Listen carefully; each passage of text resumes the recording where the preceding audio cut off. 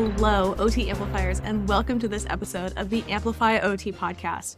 This episode is a little bit different because I am interviewing the individuals who are running for President-elect of AOTA and Vice President of AOTA. These are elected board positions for AOTA, and elections are opening on February 2nd of 2024 and close on February 23rd of 2024. Because there were so many candidates and they had such fantastic things to say, we have actually broken up these interviews into 3 separate podcast episodes. 2 episodes are dedicated to President-elect, and 1 episode is dedicated to the Vice President. Now, I do want to make it super clear that there is absolutely no rhyme or reason as to why certain folks were grouped together or what order they appear in. I also want to make sure it's clear that I, myself, and Amplify OT are not endorsing any specific candidate. I think all of them have such an interesting perspective to bring to the position, and it's really going to be a tough choice. So I encourage you to listen to all the different interviews and hear the different perspectives, but also hear where they overlap in mission. For AOTA President-elect interviews, you will be hearing from Karen Sames, Michael Pizzi, Vikram Pagpatan, and Arameh Anverzadeh. For Vice President, you will hear from Natalie Chang-Wright and Christina Reyes. And I just want to say that I am so grateful that all of them agreed to participate in this project and that they are willing to put forward their time to support our profession for the better. There are numerous reasons to participate in this election, not only because we're voting for President-elect and the Vice President, but there are also 4 individuals running for open positions on the board of directors. Now, unfortunately, many of these positions run unopposed. And while it's fantastic to see individuals who are getting involved and are willing to serve our profession, it's always great to have a choice. It's also unfortunate that for some positions, there were no nominations received, such as the Mental Health Special Interest Section Chairperson, the Home and Community Health Special Interest Section Chairperson, and the OTA Representative-elect to the Representative Assembly. Unfortunately, there were no RA nominations received in Alabama, Connecticut, Georgia, Illinois, Kansas, Maryland, Montana, New Hampshire, North Dakota, Ohio, Oregon, Rhode Island, and Wisconsin. So if you live in any of those states and you're an AOTA member, I highly encourage you to consider running for the Representative Assembly so that you can represent the interests and beliefs of your state. A few years ago, AOTA put out statistics saying that on average, only 4% of AOTA members vote in AOTA elections. We need to make that change. So without further ado, let's go ahead and dive into these interviews, and I can't wait to hear your perspectives. I'm excited to bring you this next interview with Karen Sames. Karen Sames is an author and professor emerita in the graduate programs in the occupational therapy in the Henrietta Schmoll School of Health at St. Catherine University. Dr. Sames has served in multiple leadership positions in the American Occupational Therapy Association and the Minnesota Occupational Therapy Association, including 3 terms as the MOTA president. She was the longtime chair of the Governmental Affairs Committee for MOTA, a committee she has served on in various different capacities and continuously since 1988. Dr. Sames has served as treasurer of AOTA and is a member of the AOTA roster of fellows. In addition, she has served AOTA as nominations chair, a member of the Volunteer Leadership Development Committee, or VLDC, and vice chair of Affiliated States Association Presidents, or ASAP. She is the author of Documenting Occupational Therapy Practice, 3rd edition, as well as chapters on documentation in the latest edition of Willard and Spackman's Occupational Therapy and the Occupational Therapy Manager. She has given numerous local, national, and international workshops and presentations on documentation, interprofessional education, and accessibility.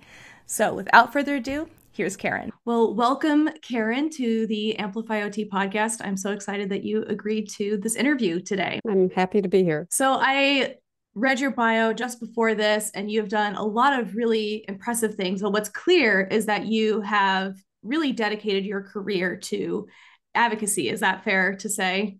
Absolutely. And so as being in that advocacy chair or the president for the Minnesota OT Association, what are some of the things that you've done with that state association? Well, probably the biggest thing that I've done is spearhead the effort to move our licensure out of our Department of Health and into its own board of OT practice. Oh, wow. And that was a huge thing for our OT Association, for the Minnesota OT Association. We were very unhappy with the way that the Department of Health was regulating our profession. And I should say that PT and many other professions all have their own boards in Minnesota, but OT and speech and mortuary science and a couple others were regulated by the Department of Health. And some of the issues we had with the Department of Health was whenever they had excess funds from licensure fees, they would take a big chunk of it and put it toward renting office space for smoking cessation programs and things like that. And that money was supposed to be dedicated to our licensure, and they could have reduced fees or something if they were collecting excess. So we were unhappy about that. We were unhappy about their slowness in following up on complaints. And we would get reports, and there was an allegation of sexual abuse against an OT practitioner that they sat on for 11 years and allowed that person to continue to practice. Oh, wow. Now, that person may have been innocent. We don't know because the investigation was never really done. But it seems to me that when something that serious comes up, you gotta respond faster. Yes. So for that reason, and then there were some other reasons as well, we really wanted our own board. And we were told by our lobbyists that, the attitude of the legislature was, no, we don't want to create more state agencies. We don't want to spend the money. Having your own board is going to be more expensive, blah, blah, blah. And we said, we're going to go for it anyway. And we got the bill drafted. We arranged an OT day at the Capitol. I chaired that committee as well. And we got over 200 participants to come to the Capitol and talk to their legislators about why we needed to get out of the Department of Health, why we needed our own board. And it passed. It passed that first year. It was not a 3-year process. We were lucky in some ways that our OT day at the Capitol happened the day before the hearing. We had no way of knowing that was going to work out so well, but it was obviously fresh in everybody's mind. And so it passed through committee, went through 3 different committees, passed and became law. And so we got our own board. So to me, that was the biggest legislative win. We've had some others. We used to have to jump through a bunch of extra hoops to be able to do physical agent modalities. We were able to get that removed from our licensure law years before. And now we're working on the licensure compact, and we're hopeful that we can get a hearing this year and get that passed. I feel like if you can create a whole new division for the licensure board, then I think you can get the licensure compact passed, hopefully, as well. That's definitely a big achievement. That is not an easy undertaking. And I think that's right. The lesson from advocacy always is that it's going to be hard, but if we don't try, we'll never make progress. Correct. And so we try. That's all you can do is try. That's right. Exactly. Oh, I love that. That's amazing. And I think that's really fantastic and could be a whole other podcast episode to talk about that. But you are here today because you are running for president-elect of AOTA. And there are 3 other candidates. Why are you running for president-elect or president of AOTA, and why now? Why now is the really interesting part of that question. So I was AOTA treasurer.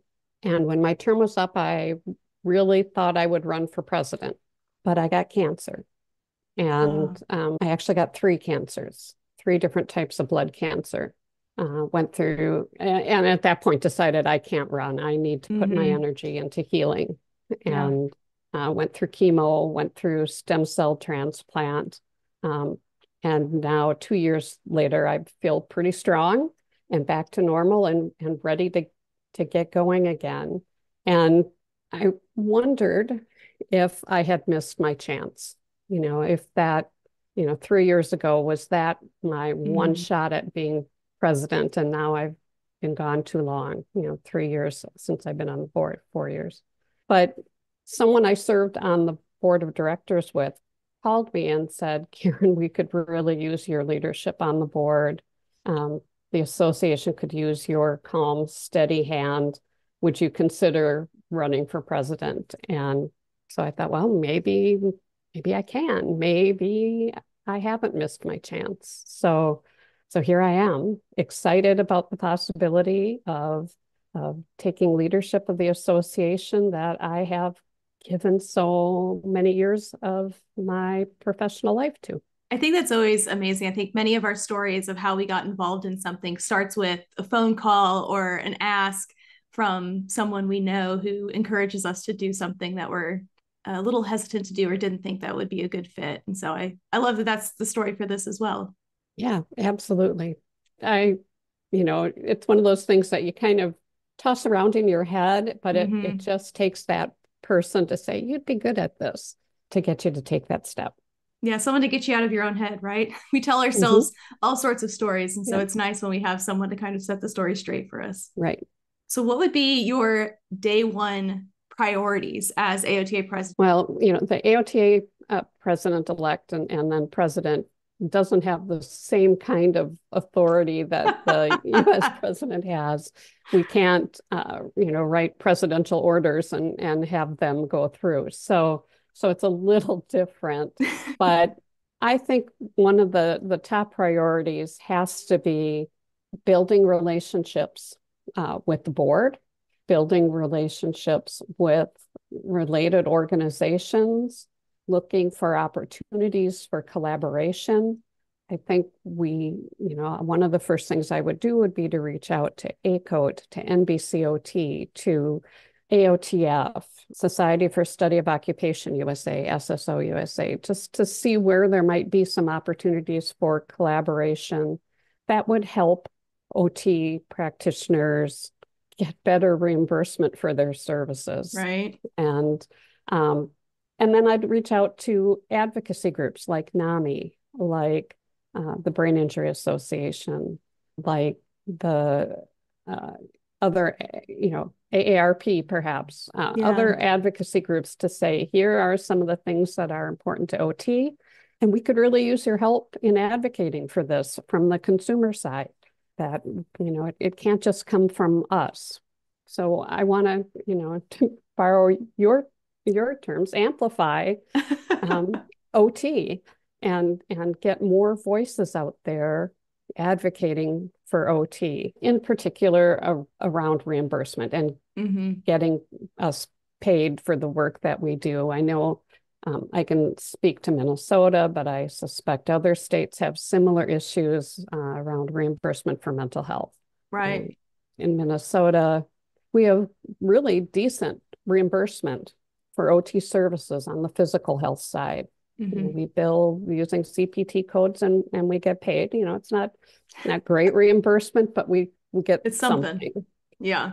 But on the mental health side, we aren't allowed to bill using our CPT codes.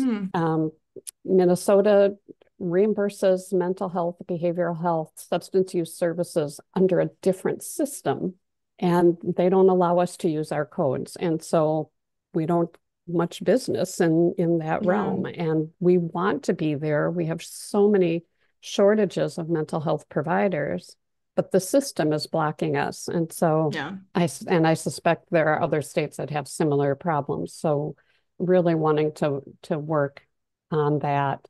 I also really want to see AOTA do more to support independent practitioners, entrepreneurs. And in the last year, I've seen AOTA really step up their game in entrepreneurship. I want us to keep doing that and to do more if we can.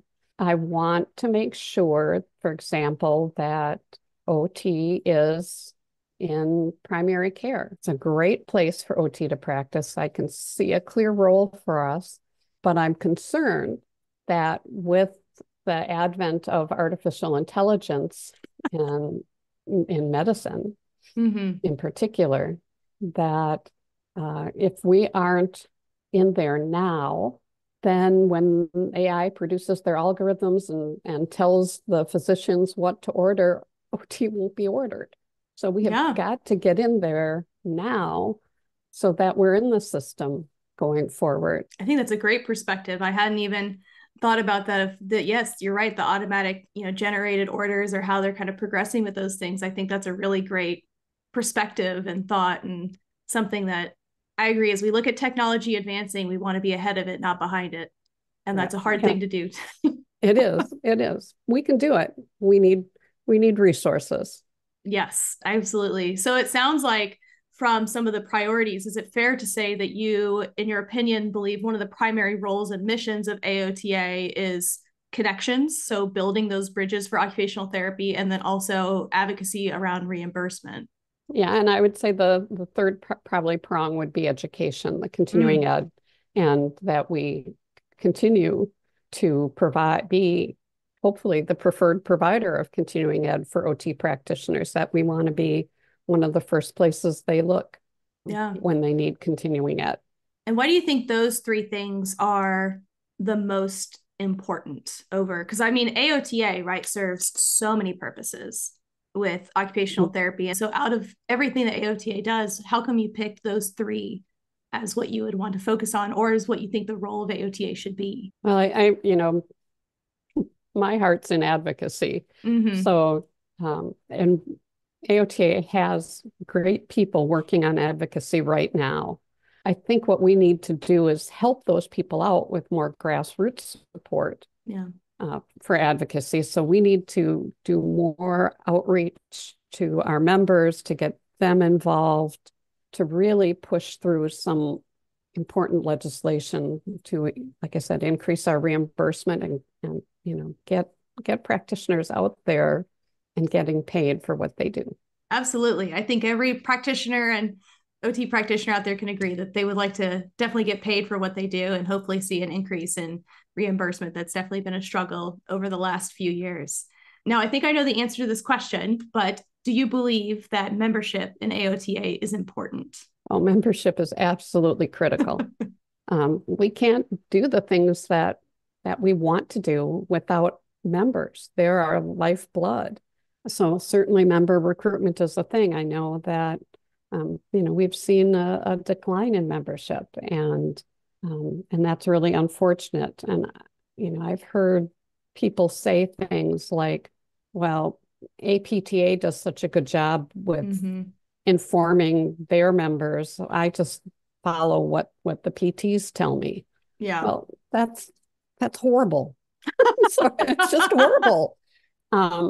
We need people to turn to AOTA, and so we need to do some outreach to people who used to be members and aren't, people who've never been members, at least not since they were students. Because I think we do a great job with student membership, but we sometimes lose them. And I know AOTA has already tried some strategies to try and keep them. We need to keep trying. I think it's sort of a mutual thing. If people see AOTA have successes, they're more likely to join. Yes. But if they don't join, how can we have successes? So, so the membership and the services AOTA provides go hand in hand. I, as someone who runs my own membership, I completely agree that yes, what you're able to do greatly depends on the number of members and at times also the revenue that then comes from that. So how come you are an AOTA member? What has kept you a member over all the years of your profession or of all your practice? I think for me, it's always just been a sense of responsibility that I'm an OT, and AOTA is right now the only, big organization advocating for OT. Yeah. On a national level, AOTA has been a terrific resource. I don't honestly know how people can practice and not be members, how they think they're staying current if they're not members. Right. But as an educator, we always tried to instill in our students how important membership is for staying current. And you've got EBP resources, and you've got reimbursement resources. You've got a place to go when you hit a wall. Yeah. And so I'm hopeful that message is getting through on many college campuses, and hopeful that this next generation will value membership and and want to be a part of this organization that's working on their behalf. I love to hear that. I'm a big fan of AOTA and myself, and so I think that's very important. Now, we've kind of touched on this a little bit already, but the last workforce study done by AOTA showed that 25% of practitioners are considering leaving the field of occupational therapy. And there is also a 7% drop in membership this year with AOTA. Do you think that these two issues are related? And how do you think we should address this problem? Yeah, I think they're related. I think, if people leave the profession, they're going to leave the association. Right. So I think they're related. It is really disheartening to hear 25% are contemplating leaving the profession, although, we've been through this before. We went through a big drop in membership. Lots of people leaving the profession back in 1998, 99, 2000 when Medicare reimbursement changed. Right. And the profession took a big hit. And we've come back from that. So some of it is cyclical, right? The pendulum kind of swings in both directions. But OT is not alone in seeing people contemplate leaving. A lot of the health professions are seeing that, nursing, physicians.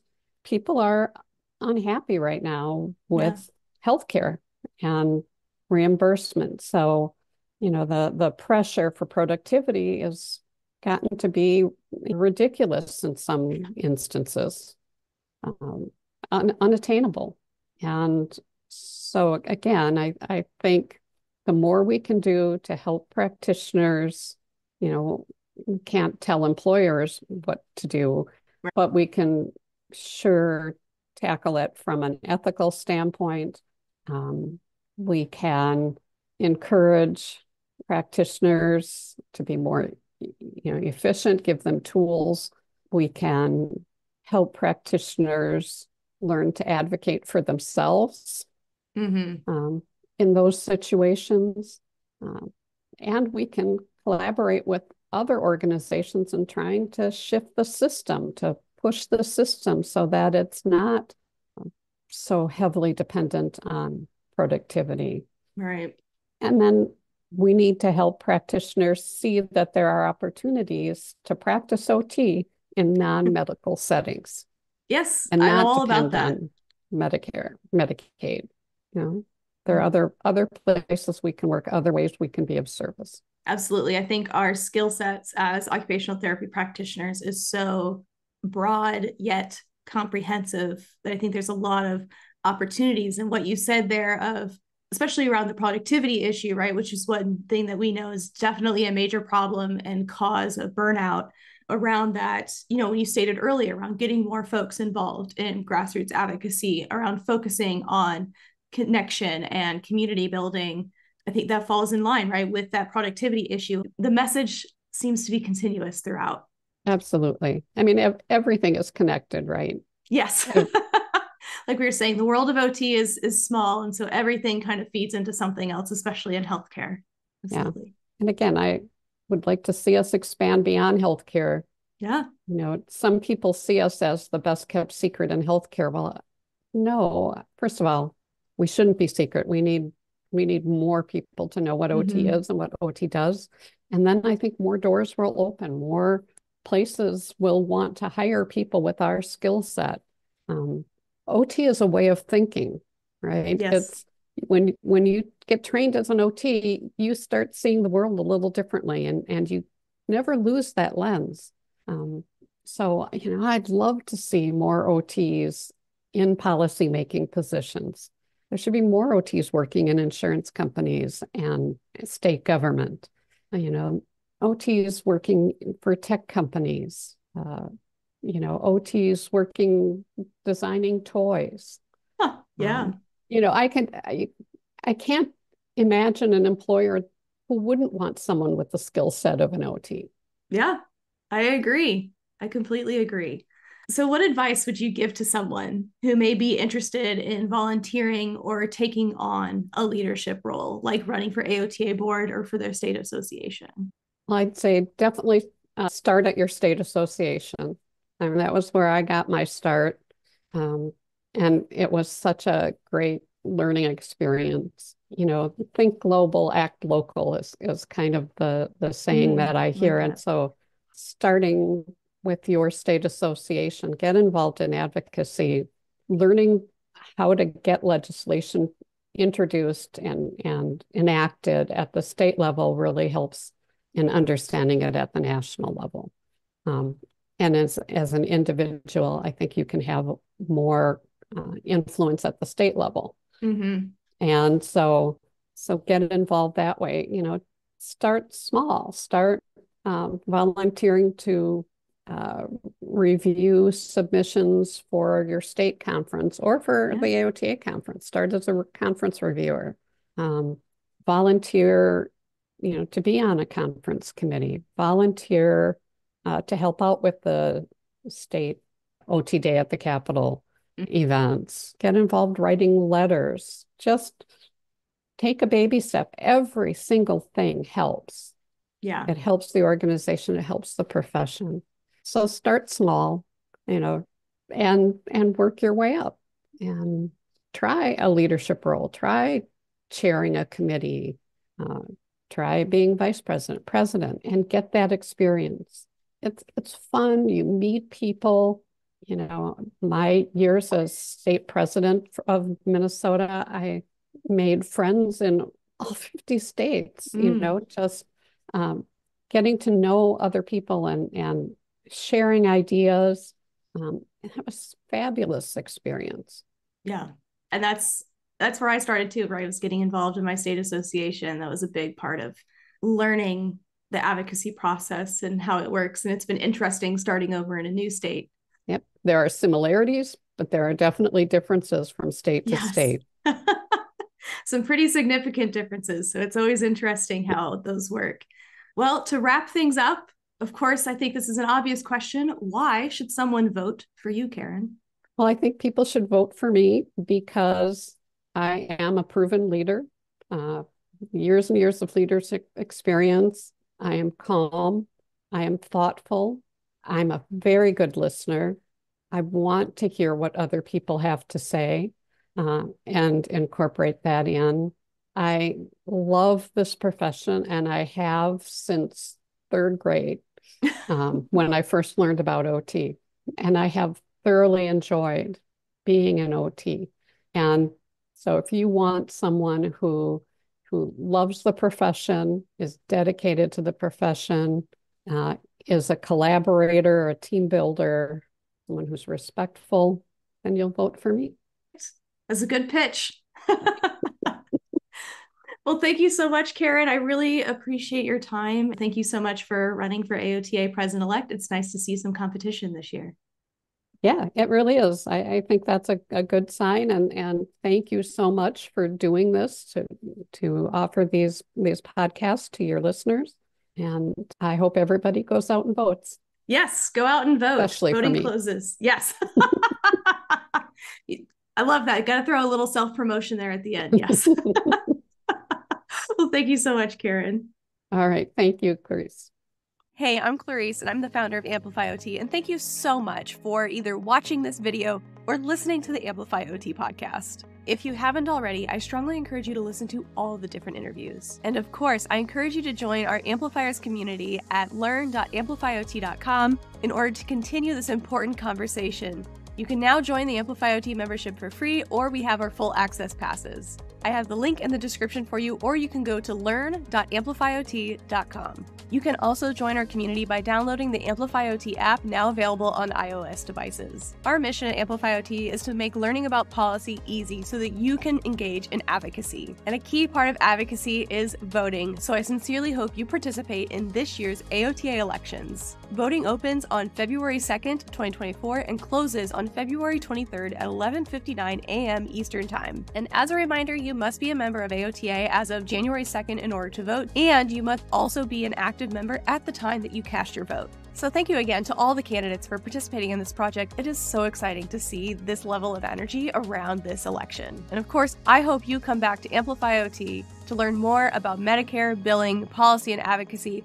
so that you can be the change that you want to see in our healthcare system and within our profession. Thanks so much again for watching, and don't forget to share this video so that others can hear what the candidates have to say.